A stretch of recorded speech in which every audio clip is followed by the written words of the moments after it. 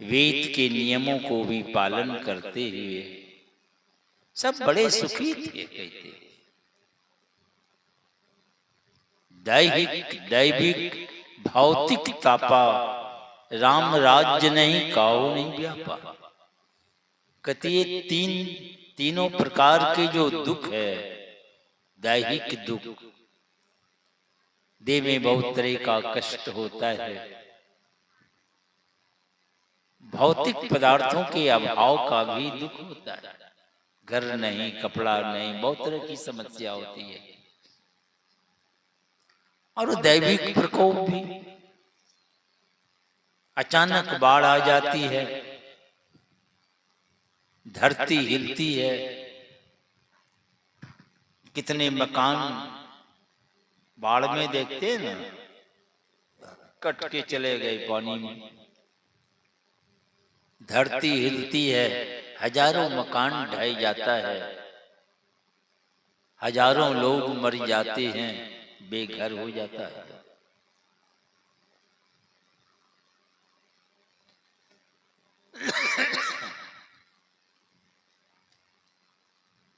ये अचानक लोग टुकुर टुकुर ताकते रह जाते। लोग कहते हैं अरे यहाँ की नीची जमीन है, यहाँ घर मत बनाओ, बाढ़ आती है, ये आती है। केदारनाथ गड्ढा में है क्या? केदारनाथ जानते हैं, जो हिमालय में है, 14 किलोमीटर पैदल चलना पड़ता है। इस समतल से हजारों फीट ऊपर है।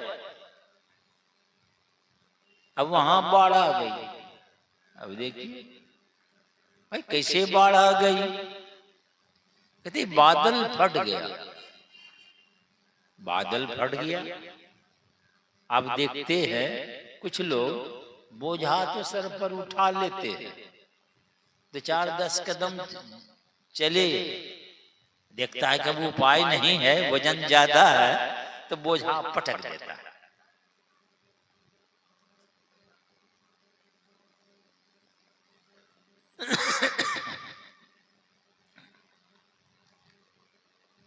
ये समस्तीपुर जिला भर में रात दिन बारिश हो, कितना पानी गिरेगा। रात दिन बारिश हो, बहुत पानी बरसेगा।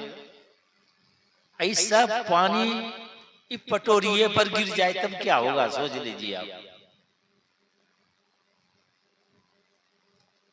वैसे ही केदारनाथ में हवा, जो बादल एकदम लोडिंग है, पानी से भरा हुआ, लिए जा रहे थे, अब हवा को भी लगाई, बोझा अधिक पटक दिया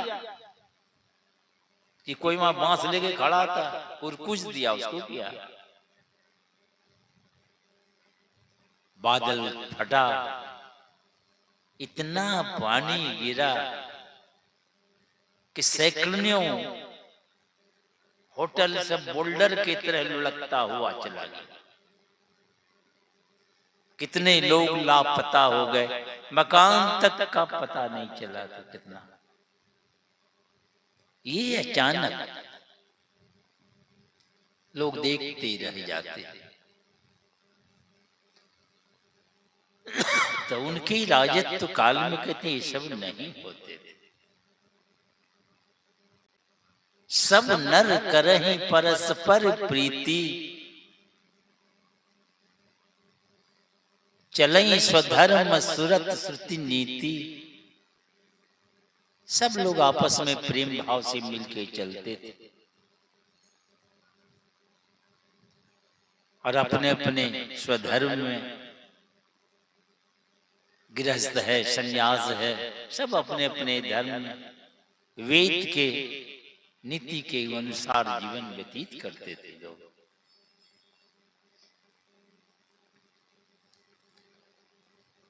चारयु चरण धर्म जग माही, धर्म के 4 चरण।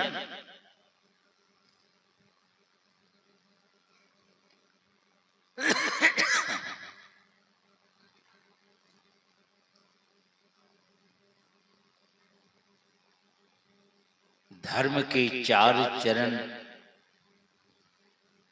उस समय संसार में चार चरण क्या है? सत्य, सोच भी है, कहीं तप को भी बतलाते हैं, दया और दान।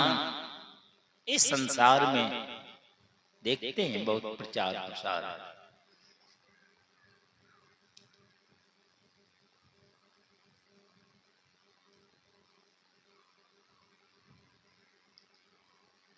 राम भगत तीरथ नर अरु नारी की भक्ति में इतने मस्त रहते थे, सकल परम गति के अधिकारी।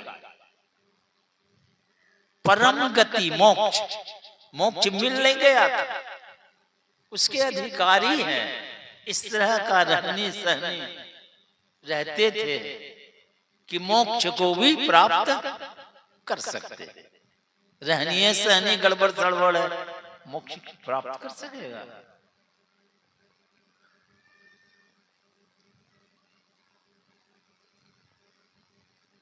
और कहते हैं उसमें अल्प मृत्यु नहीं कब ने हो पीड़ा, सब सुंदर सब बिरुज शरीरा। अल्प मृत्यु नहीं होती थी, कम आयु में लोग मरते नहीं थे। कहते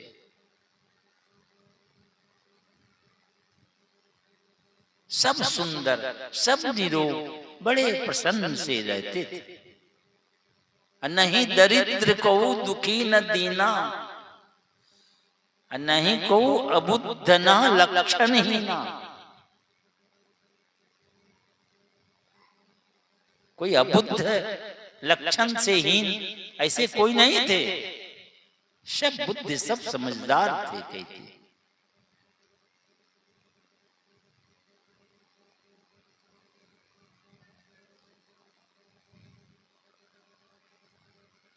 सब निर्दम्ब धर्म रत पूनी,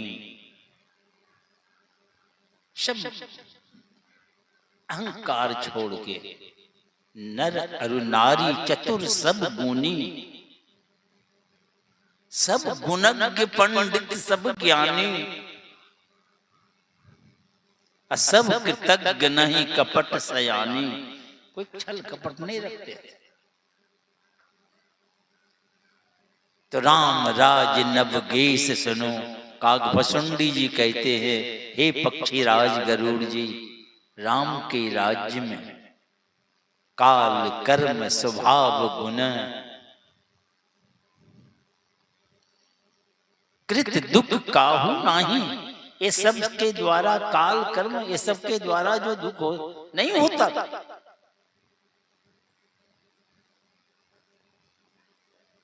सब उदार सब पर उपकारी, सब एकदम उदार थे। कहते एक दूसरे का भला करने वाले होते।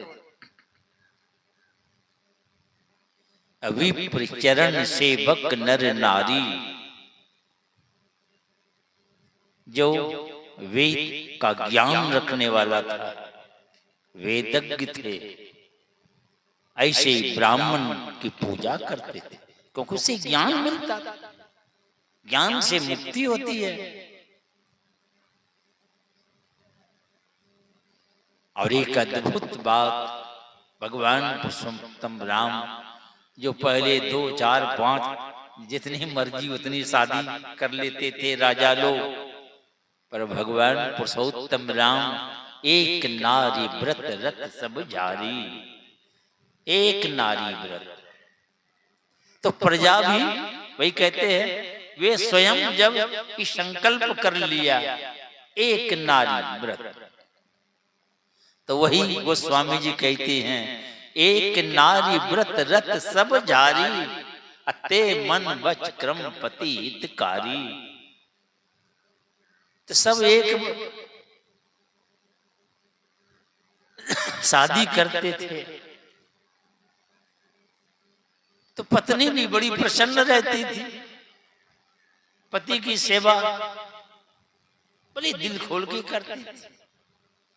दो चार हो जाएगा। अब देखिए खिच्चा खिच्ची,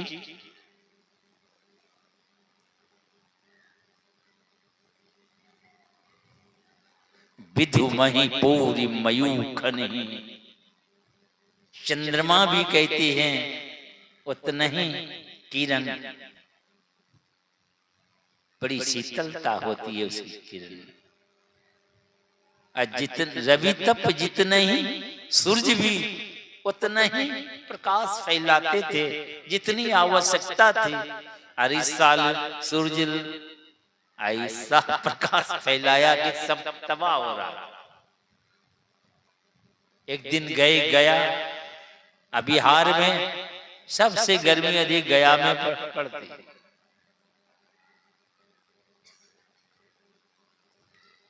रमन जी का वहां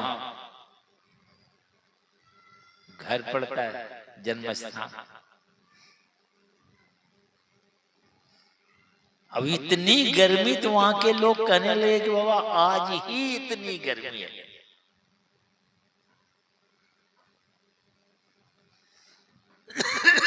कोठली में थे, छोटी सी कोठली, 3 कूलर लगा दिया,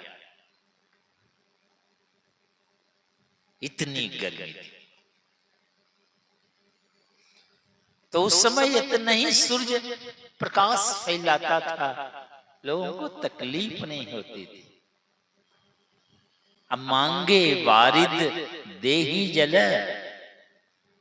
इंद्र भगवान भी उतना ही बरसाते थे पानी को जितनी आवश्यकता पड़ती थी। मांगे वारिद देही जल, रामचंद्र के राज में। ऐसे भी प्रतापी राजा